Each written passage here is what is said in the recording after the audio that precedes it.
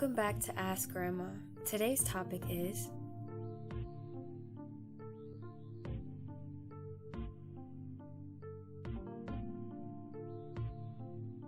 Hello again, my loved ones. This is Grandma and Ask Grandma. Today we have a very in your eyes, in your face, in the public question, and I'd like to thank whomever asked this question, and Grandma is going to try her very best to answer this according to the way they questioned it. It states, what do you think about the young children and the gender change?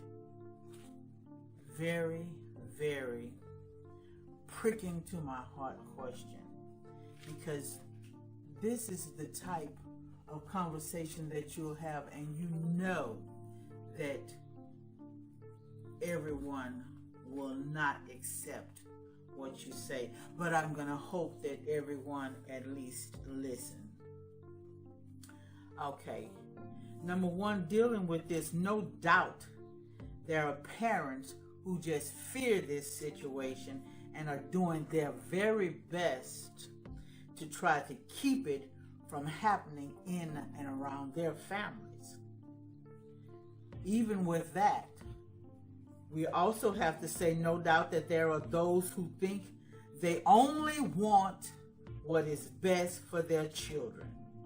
So they remove themselves from the situation by saying, if it's what he or she really wants. Now, seriously, this is a life decision that you're giving to a child.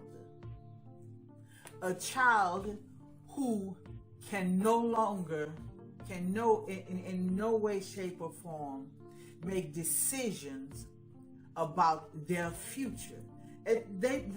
Children between 8 and 15, they don't even know what occupations they'll have or they really want when they become adults. These are children whose mind change with the minute, with the fad, with the crowd. These are children. Your parents. So because you've taken yourself from the situation, what you have just done is given up your parenting skills. Now, what does that say about you? You are so eager to give up your parenting skills. And this is what I think. You start raising a child from birth. You don't start raising a child at 10, 11, and 12. You start at birth. Not your neighbors, not your friends, acquaintances, not the crowd, not the school, and certainly not the television and the cell phone. You are the parent. You are the overseer. You are the responsible one, not your child.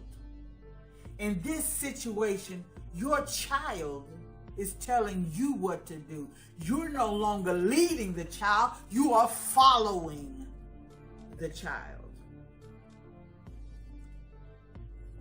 If you are not showing a loving parent, a loving individual to your children, what do you think they're going to pick up on? This is what I wrote. Children need to learn to love themselves and respect themselves.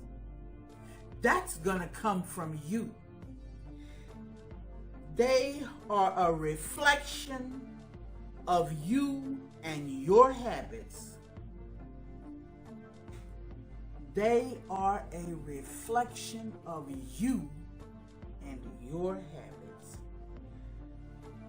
How receptive are you as a human being, as a parent, as a spouse,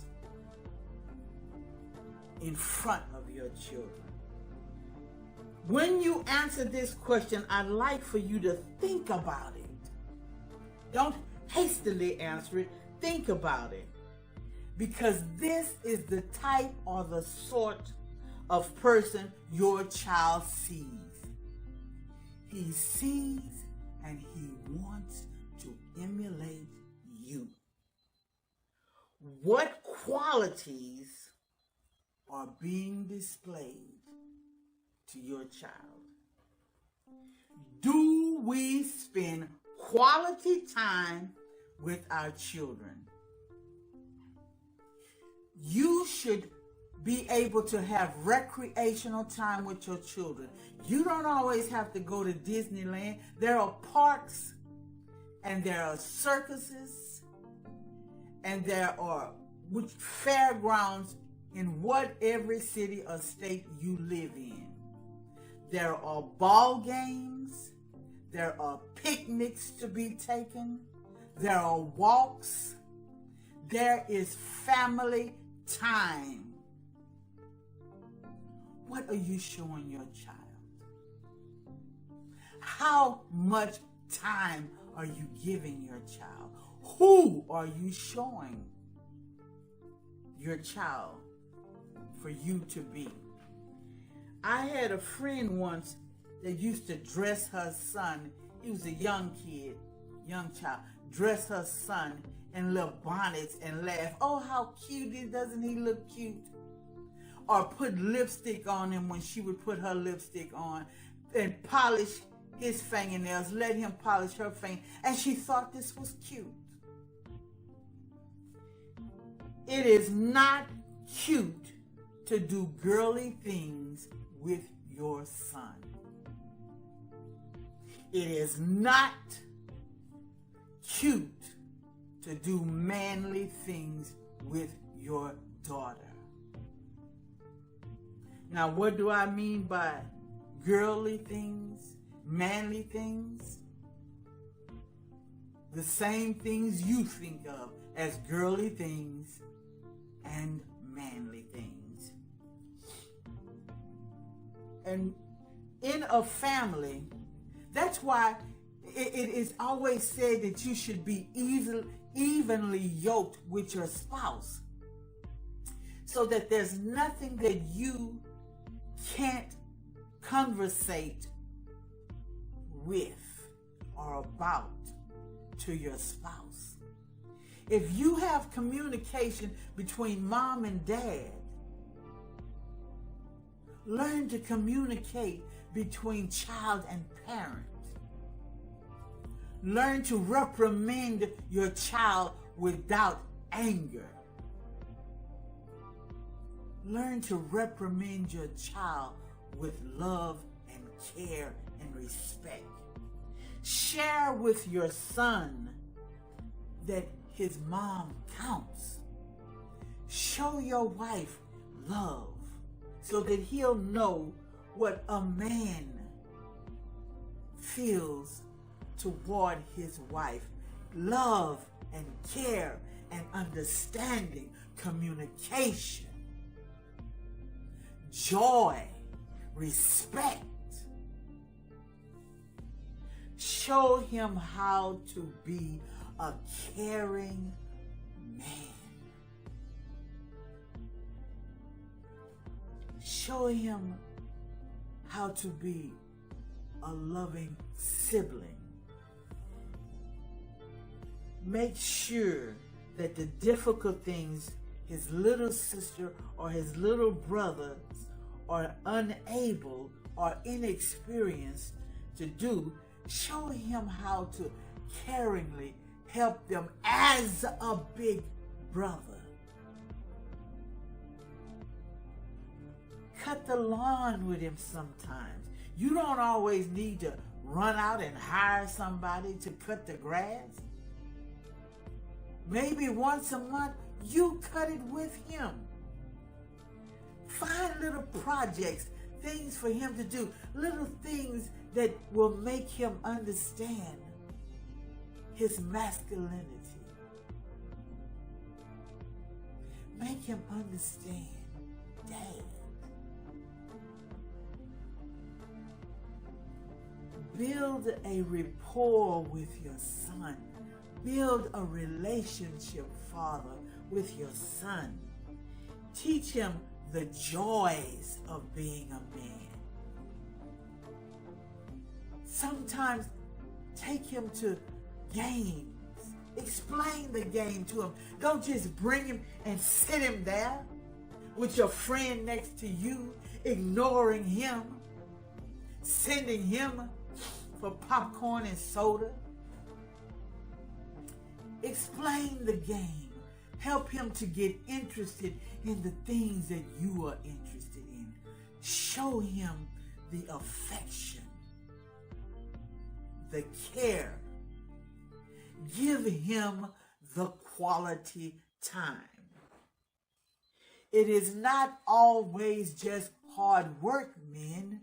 You don't just go to work every day and come home and not be a family man, not be a part of the family. You don't have to live to be angry. As soon as you get home, everybody shrieks, Daddy's home, Dad's home. No. Be a caring, loving father. Do things with your children so that when Dad comes home, it's Mom, Dad's home. John J, Dad's home. How you doing, Dad? Giving Dad a hug. There's nothing wrong with hugging your child. Showing your child that he matters to you. The same thing goes with moms.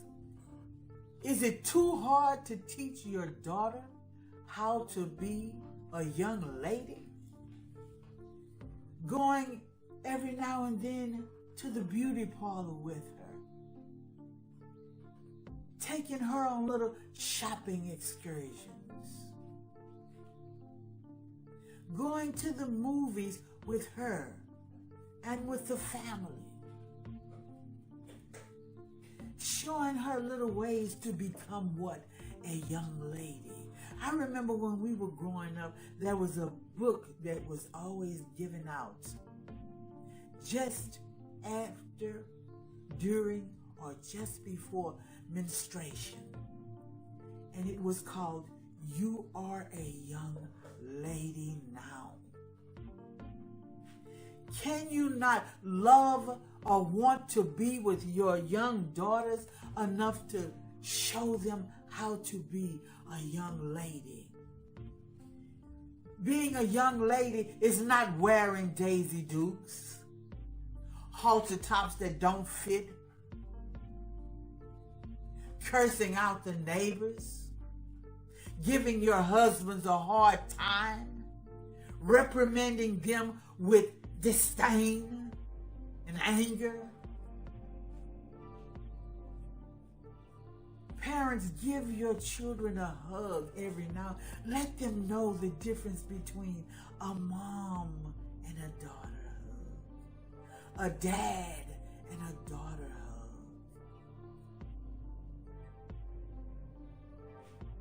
Mom and a son hug.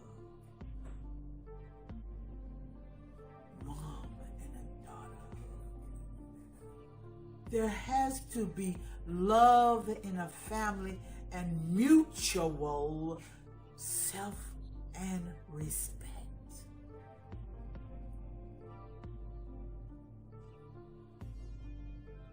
It's not always good to just throw your children in front of a television.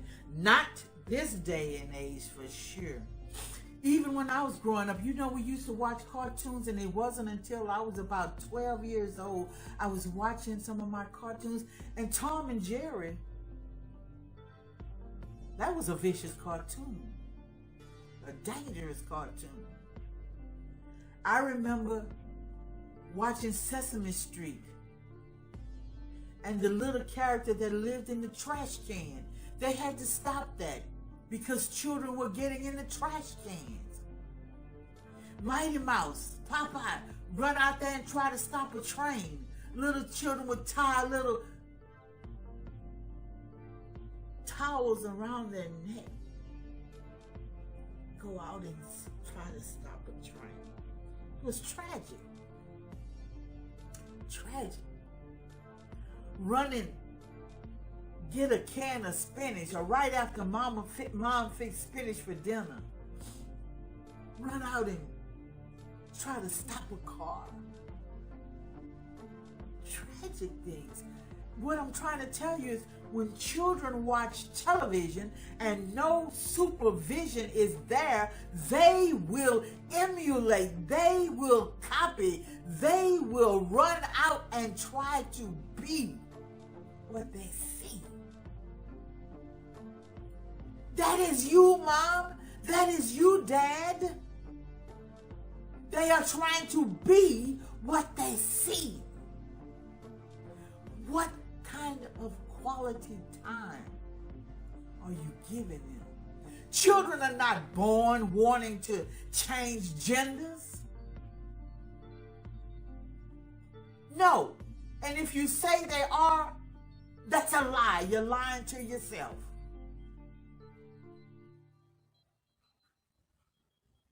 Children are not born trying to change genders. A lot of times these children have been hurt by something that they have seen, or something that was said to them, or something that was done to them. I have two friends. One told me that she was raped by a family friend and never told her father.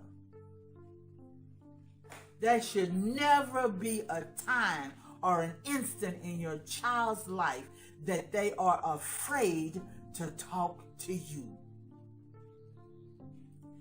The other one was molested by a babysitter and never told her mom because of fear that her mom would not have a friend. This is what the baby said. I keep you because I'm your mother's friend. I'm doing this. I'm your mother's friend. Do you not know that she knows that I'm doing this? When we don't parent our children out of self-respect, out of respect, and out of love and care for them, they know. Children know and understand more than you think. A child knows when you don't want them around. A child knows when you're upset. A child knows when you feel they're getting on your nerves. And it's not a 12, 13, 14, 15-year-old child. This is a 5, 6, 7, 8, 9, and 10-year-old. And I'm asking you again, what type of time, quality time, what does quality time consist of in your mind as a parent? Now, there are a lot of us that are not paying attention to the people we allow our children to be around. We are not paying attention to the type of people that we are around and allow our children to be exposed to. We are not going to father-son meetings at school, father-daughter meetings at school, PTA meetings, mother-daughter meetings. These are the type of things that you should be participating in. It shows your child not only that you care, but you are interested in what goes on with he or she at school when you are not around. These are the type of things that will allow you to see immediately when bullying starts, immediately when fake teaching starts, immediately when fake friends show up.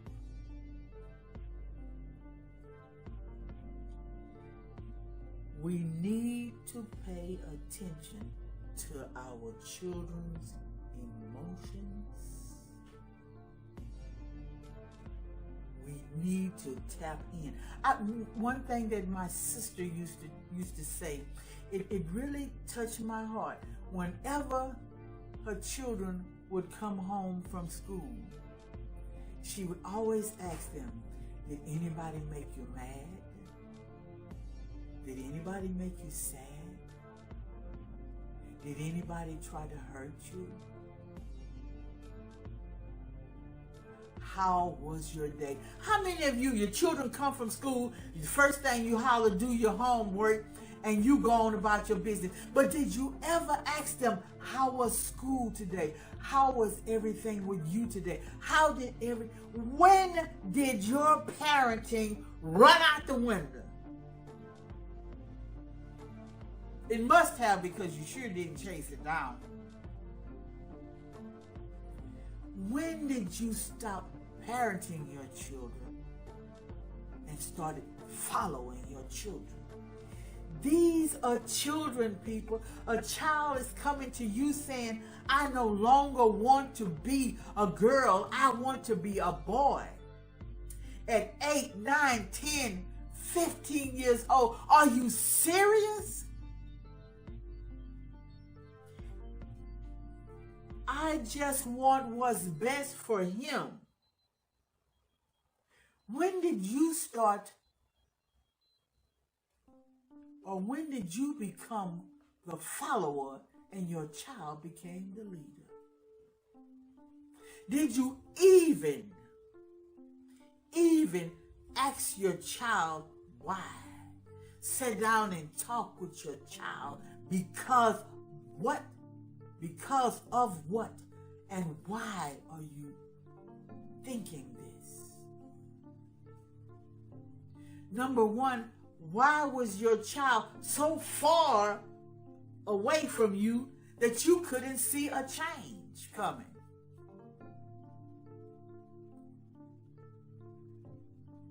When?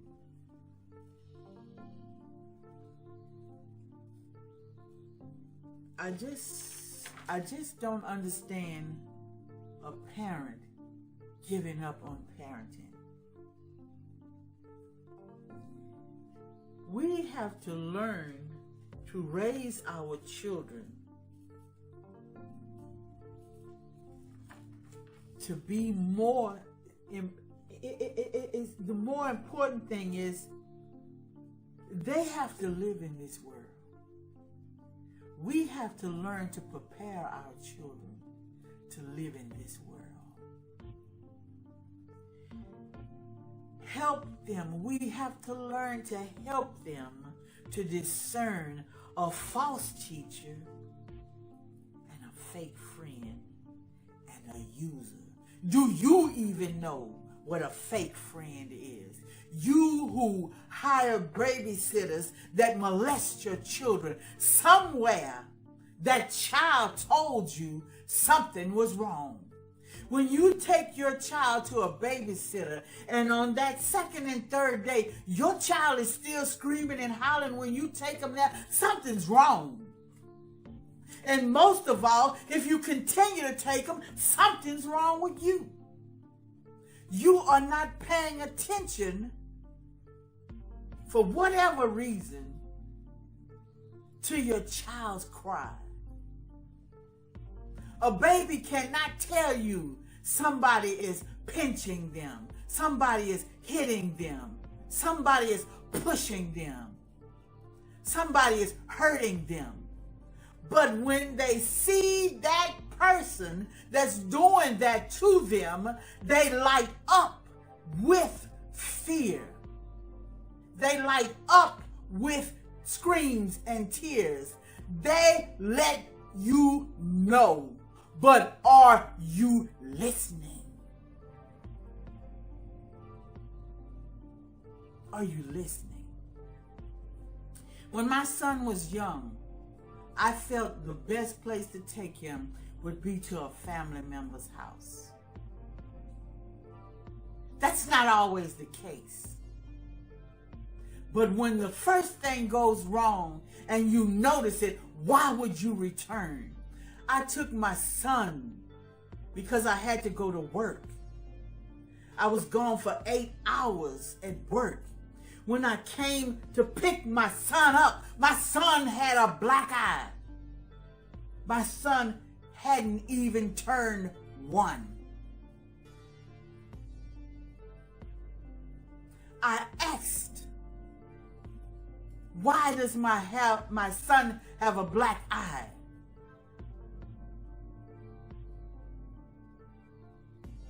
And the person I left my son in charge of couldn't even explain it to me. So I turned around and I looked at the other person that gave him the black eye, and I said, why does my son have a black eye?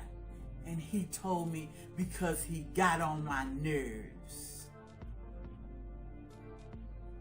I'm sure he probably did, because he himself was probably only 11 or 12, but that's not who I left my son in charge. That's not who was in charge of my son. But that's who hurt my son. And I couldn't help but think and pray, praise, and glorify God that was all that was wrong with him. But I also told them, and I told God, it'll never happen again. I have learned my lesson. And I constantly wondered, oh my Father in heaven, what all was happening to him before I got here. How afraid was he that I was not there to protect him? But it never happened again. Because I learned to pay attention to the look on my son's face when I dropped him off to be cared for.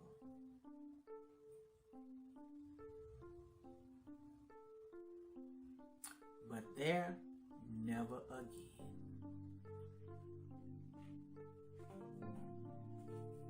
We are given these children for a short term.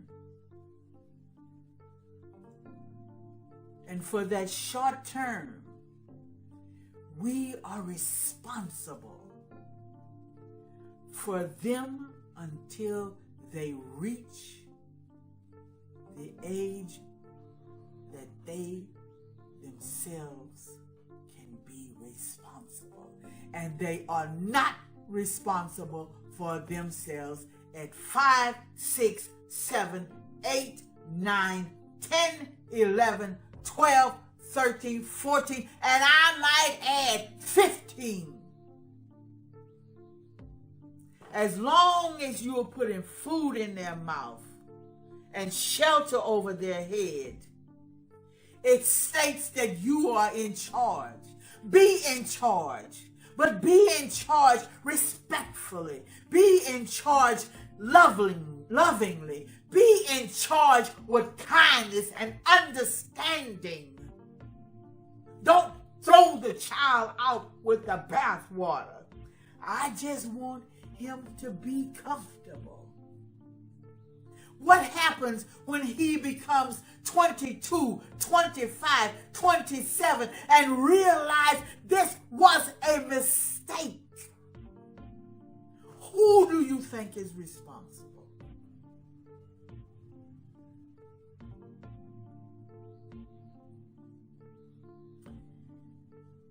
Now we come to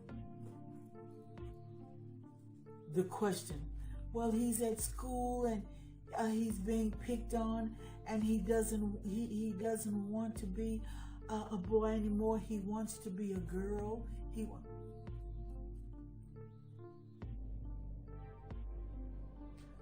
Well, thank God he doesn't want to jump off the Empire State Building. He doesn't want to jump out of an airplane without a parachute. He doesn't want to climb a mountain with no experience.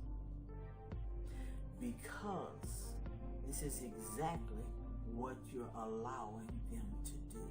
You're allowing them to climb a mountain that they are not ready for.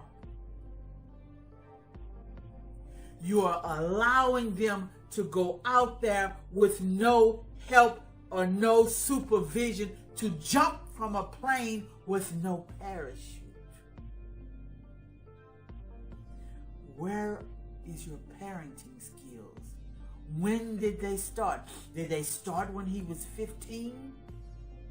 Oh, you got a problem on your hands. You are going to have to seriously put yourself in that child's place and find your way back. Find your way out of that and show him or show her how to live with self-respect and not allowing bullies or things that happen to them mold their life. You are going to have to learn how to explain to them that patience is a virtue. Be patient.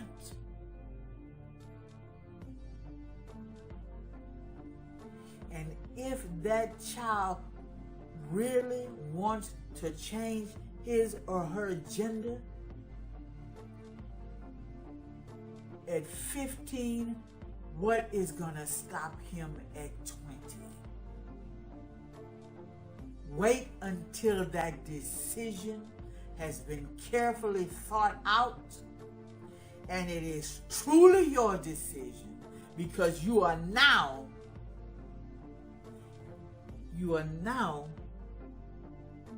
entering into this world that is going to shape and mold you if you are not prepared inwardly.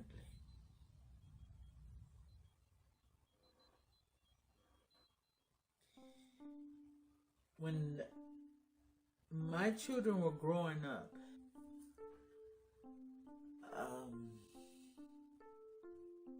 actually 5 and 9, because my son had his birthday. And I've told this story many, many times. And I'm not going to go into details today. But when my son was 9 and my daughter was 5, I asked them what did they want, because I had money from overtime. I got what they wanted, and I asked them not more than 45 minutes later to do something that would not only protect them, but it would help me in being able to go and prepare something else wonderful for them. I bought my son a pair of tennis shoes. I bought my daughter a doll. And let me tell you, the only thing I'm saying about this is when you say yes to your child, let your yes be yes. When you say no, let no be no. But understand this. An explanation comes with yes, and an explanation comes with no. So that there's no mistake. When consequences are leveled, there is no mistake. Why the consequences? The consequences have now become a part of your response to my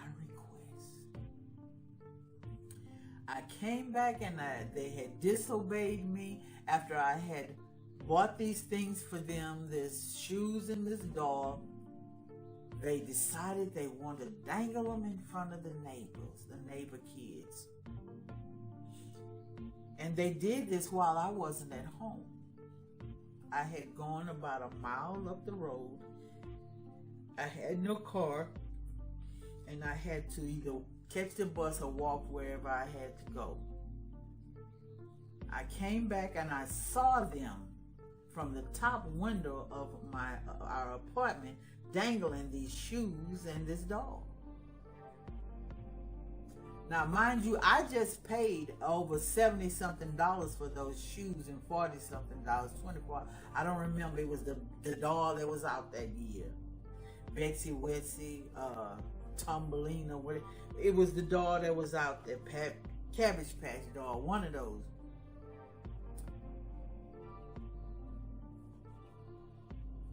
However,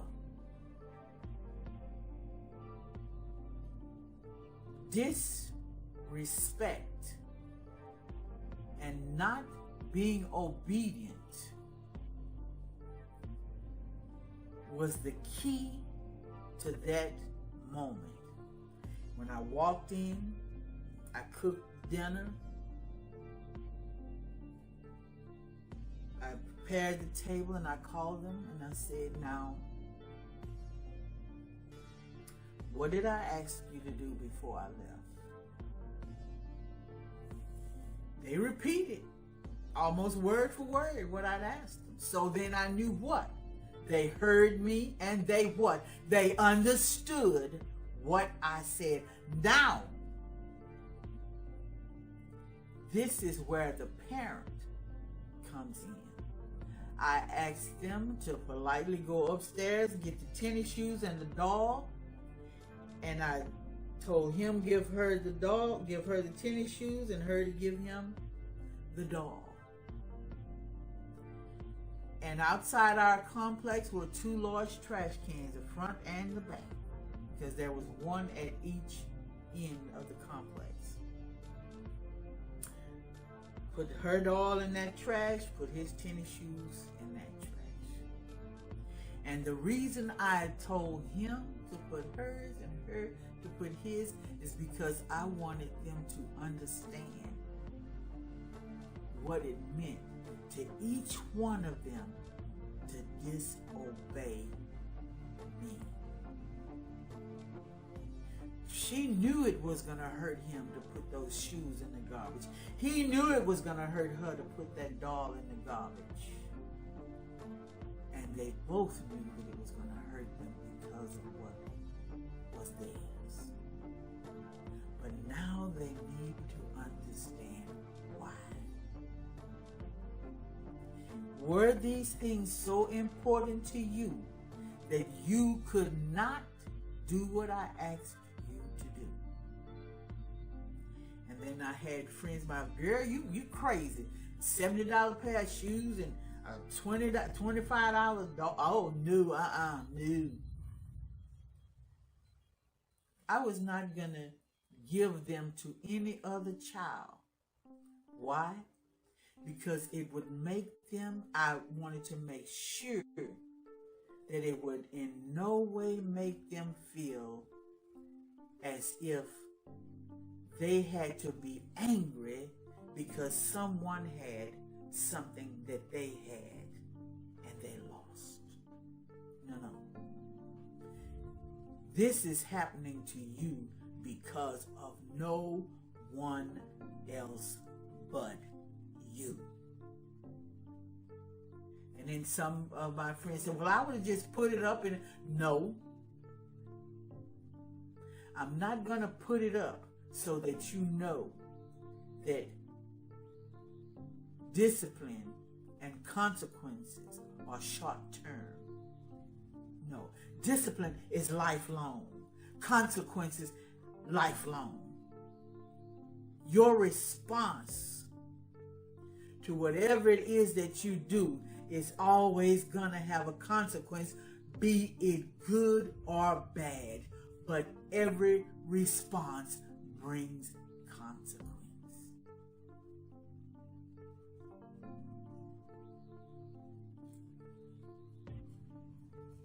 I was not going to throw my parenting out the window because of $100. My children meant more to me than $100. I would gladly throw $100,000 away if it meant saving my children. I would gladly throw $100 million away if it meant saving my children. There is nothing, no amount of money, anything that would make me choose it over my children, save my God above.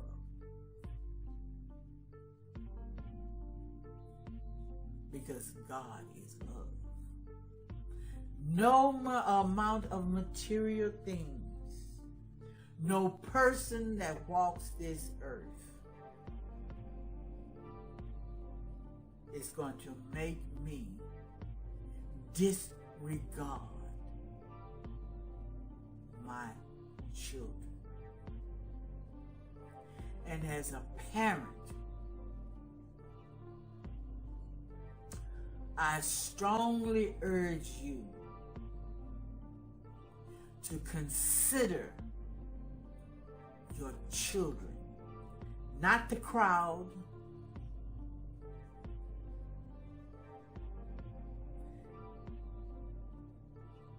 not the friends, not the bullies, not the teachers, not the TV, not the telephone, not the neighbors, and not the family. I strongly urge you not to let anything separate you from the love and the respect of your children and their choices. We need to understand that parenting is a serious job, not one to be taken lightly. And if you love and care for your children, start raising them at birth and continue until death. But don't let other people get in your head about your children's well-being, and stop following the child and start leading.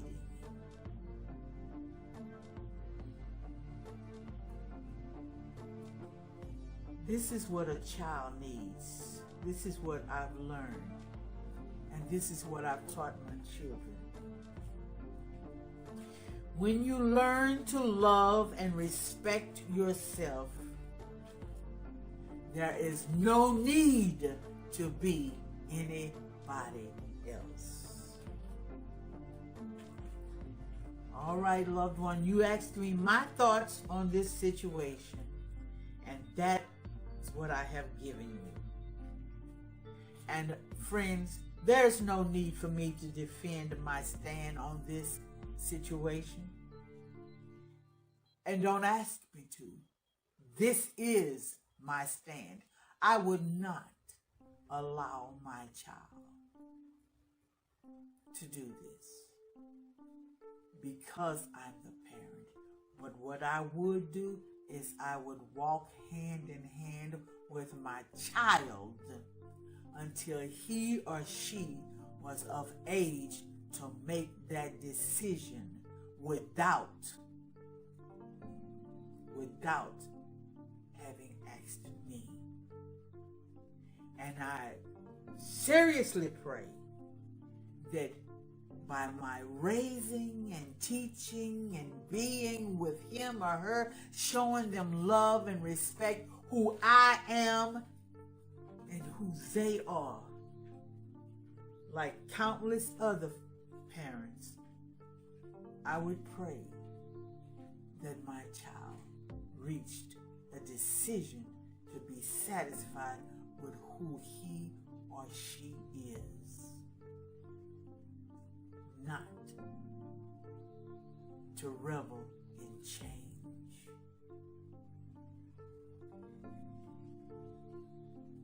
Just like I say, there's no need for me to defend my stand, and I will not ask you to defend yours, because I am only responsible for mine.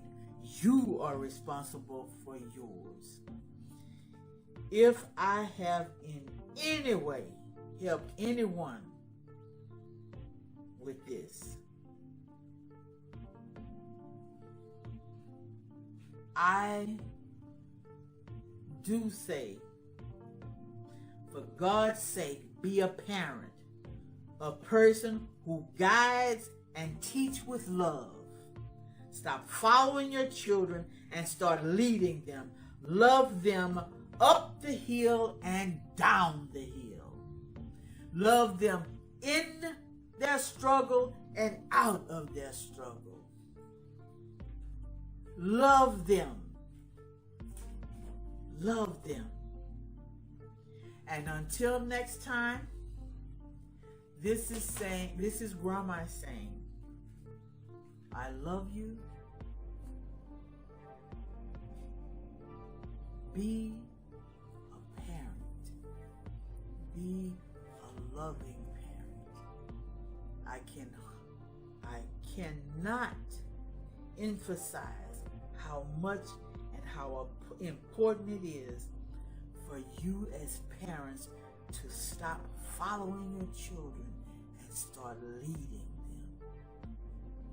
All right. Goodbye. Until next time, I love you.